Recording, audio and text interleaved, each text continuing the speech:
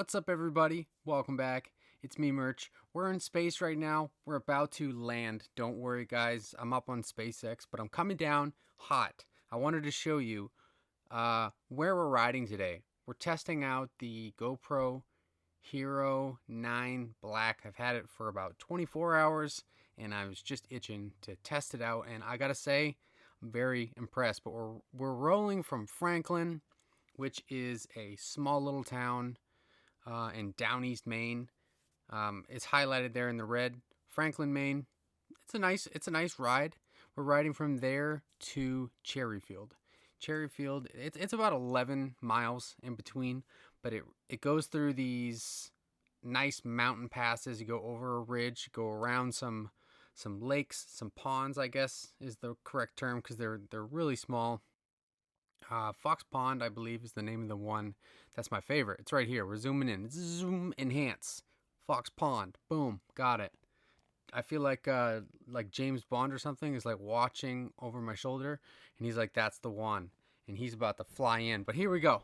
So we're taking Route 182, and I gotta say, guys, I am so impressed with this GoPro. This is 4K 60 frames a second.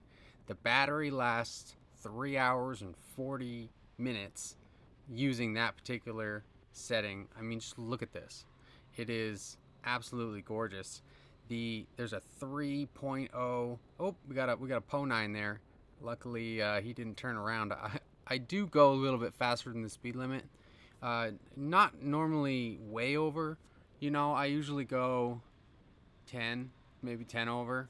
In the twisties, I go less because this bike weighs 710 pounds empty.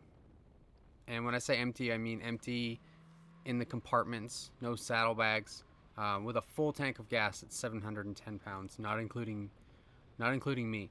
So, yeah, it's about 880 pounds right here. So it is not light, but you forget how nimble that these bikes are because there's just so much power going on there. And yeah, I try and keep it like 10 over, and that's not all the time. That's just sometimes like through the twisties. Sometimes I get a little carried away. But this this GoPro, guys, all speeding aside, okay? Everyone, you ride your own ride, but all speeding aside, whatever, it is fantastic. I'm in love with it. It has so much battery life, and if you want to, you can get a bunch of other batteries. It's 3 times as long as the normal GoPro. The gimbal that is built into this camera is ridiculous, and I'm so impressed with it. Just look at this. This road that I'm riding on is rough. It is not like it's not the best road. And yes, guys, I hug the center line. Okay, I know some of you guys are the safety police out there, but like I said, ride your own ride. I hug the center line. I hug the white line. I can see when there's cars coming, and I use my eyeballs to my advantage very often. But this particular camera is amazing. The gimbal is out of control. This road right here, I went on this road particular because it is garbage. Now, during the summertime, it's really, really good ride. And if you guys are ever in Maine, you should take this ride because when the frost heaves and everything are settled down, it's incredibly smooth. But right now, it's not incredibly smooth. There is one particular stretch that I was hoping to hit, and it is so bad. It's right here, and actually up ahead, I put the GoPro up on the windscreen because that's where the most vibration is, and you can't even tell, guys. It is amazing. I'm turning around right here. I'm just a little bit shy of Cherryfield, and I like to go out and then come back and do it again on the opposite direction just because it's a fun little run. It's not that long, but if you're in the area, it is worth doing it.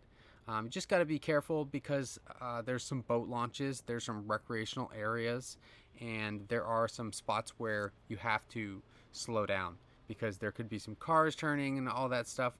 But for the most part, it is just wide open roads, twisty, turny roads, up and down. There's not a lot of traffic, and you can kind of have fun with it and not not endanger anybody. It's kind of like a wilderness area. I really love it. But right here, I strap it right on the roller coaster position, guys, because I was curious. How's this gonna fare going down the road? Absolutely atrocious road, by the way. This first stretch that we're gonna hit, bumpy, frost heaves.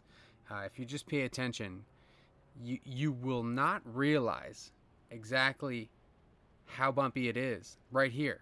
I'm like having my butt off the seat because we're jumping around so much, but you can't tell.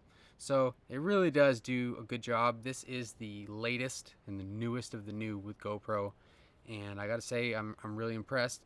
It does blow the Hero 7 white out of the water. I don't even have to say that, but check these potholes out. I'm hitting them intentionally, and you can't even tell. Can't even tell at all. So this was a good purchase. I'm very, very happy that I spent the money on it. I know that it's expensive, but look at this. Look at this. This is how it's going to be. Every single video, everywhere that I go, is going to look like this. This is 4K. We're doing 4K, especially on the rides, guys. I can't be doing the 1080p on the rides. It's just, it doesn't look like this. You can see the sheen on the road, you know? You can see the sheen on the puddles. Before, the only thing that I could see was grainy over there, and this is just buttery smooth. You could probably go higher in resolution to 5K, 30 frames per second, but it would not do that well on this ride. This particular camera is suited for this, and that's why I splurged on it. I treated myself, guys, but I think it's going to be worth it, you know. And then we can use the Hero 7 white. That's great for just walking around, filming. You know, if the battery dies on this, I can have a backup, or I can get some different angles. I was experimenting with some different angles on this one, but I do like the strapped-in cam here, guys. I don't know about you guys, but if I had some VR goggles, I would strap it on, and I would intentionally do this. Maybe I would even put it like lower to the ground. Maybe I'll experiment with that. Maybe I'll find some different angles that are like underneath the bike. There's a lot of cool angles that can be had. Actually, I have some crash bars that are up in the front that are really low, and I scraped them probably 2 or 3 times on this ride.